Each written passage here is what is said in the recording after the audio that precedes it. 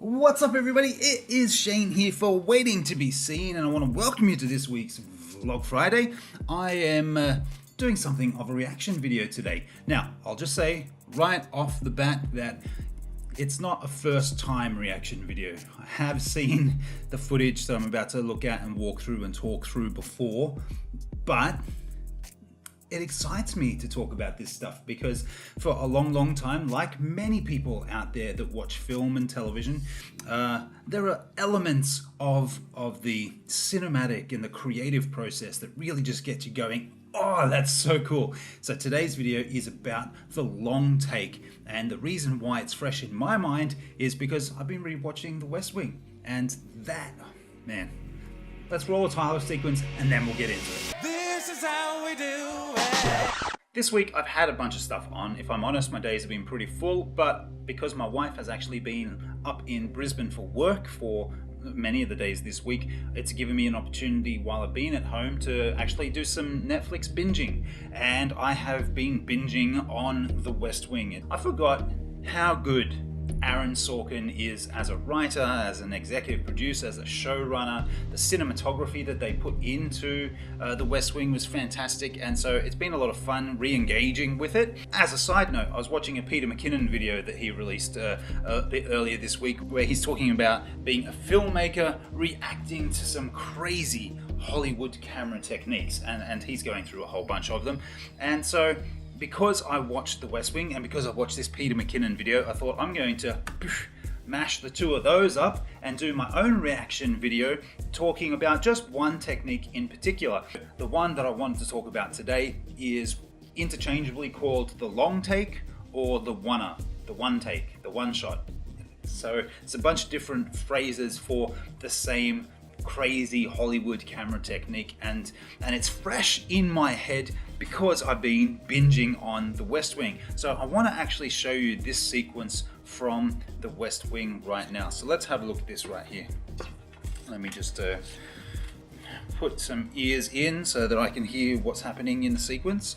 And yep, here we go. Let's just play this through.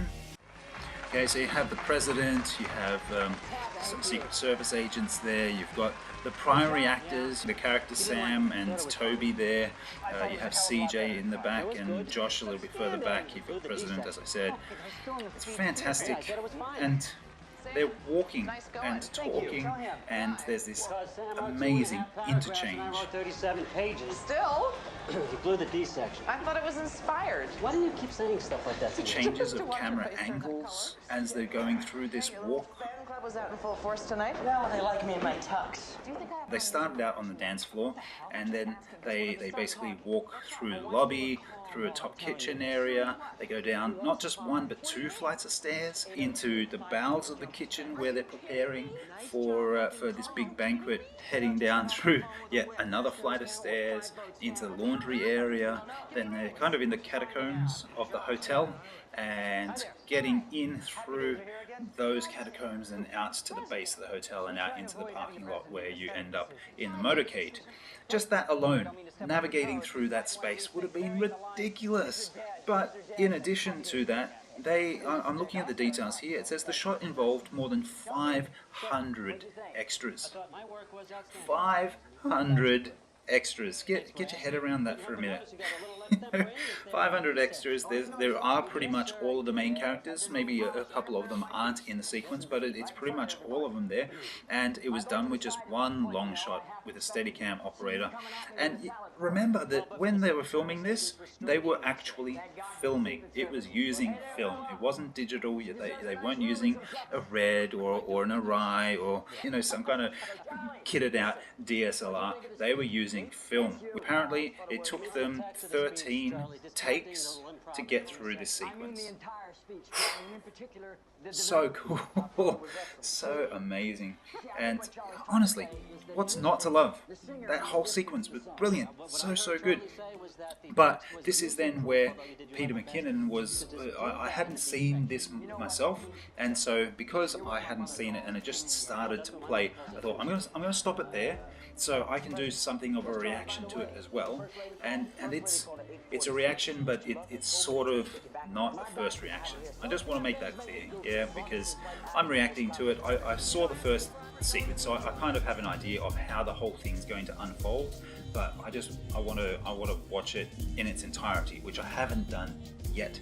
So let's check that out. It's shooting Shayna's sequence. It's behind the scenes of episode 3 in season 1. I think this is going to be pretty interesting. It's a minute and 51, the whole thing, and it's cool because they're actually giving me a side by side. You can see on the screen here, I've opened that up. It's a side by side of the actual sequence and what's happening with behind the scenes. So without further ado, let's have a look here.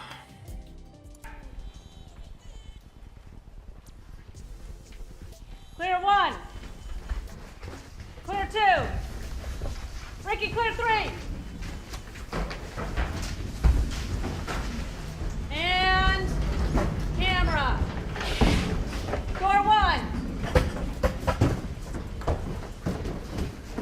That's a lot of work. Yeah, go. I guess there's not a lot of extras here. Obviously, it's I think it's a bit of a transition sequence for the character in the shot. Door 1. Yeah. So going through a bit of a transformation. Door 3. But that's a lot of work in the background, you know. She's having to change. She's doing quick changes. And actually they've got some characters Door 1. some help. So it's not just her. They do have some extras, some body doubles, I think, by the look of it, wearing similar wigs, so you think it's the same person still. Yep. So the main actress there, she is getting changed quite a bit.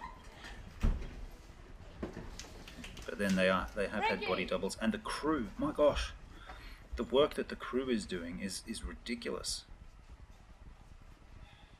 It's a dance. It really is like this dance, you know. They have to choreograph everything. The camera operator, all of the crew, they're having to make sure that they're not in shot when they're doing these bits and pieces. Fascinating. I love it. Yeah. That was amazing. Yeah, that was brilliant. Loved it. And that's the thing. I think that when I've talked with people over the years, because I'm working with a lot of volunteers most of the time, one of the things that I've personally learned that I try and impress on these volunteers is that the major difference between amateur production hour stuff and real professional stuff all comes down to the level of detail in the planning. I think that really highlights it. I hope both of those highlight it, that you can't just think, oh yeah, I'm going to have a one shot and I'd like this to work out like this and hope that it turns out.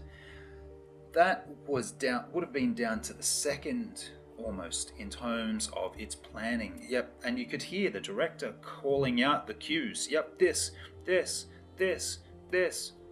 Just calling out cue after cue. She would have had a run sheet of those cues, calling it out, possibly checking them off as going through to make sure that it was all hitting the mark correctly. And obviously, I don't know how many times they did that take. At least with West Wing, we know there was at least 13 takes to get through that sequence. Yeah, man, it all comes down to the planning. Amateurs will point and shoot and hope that it turns out okay.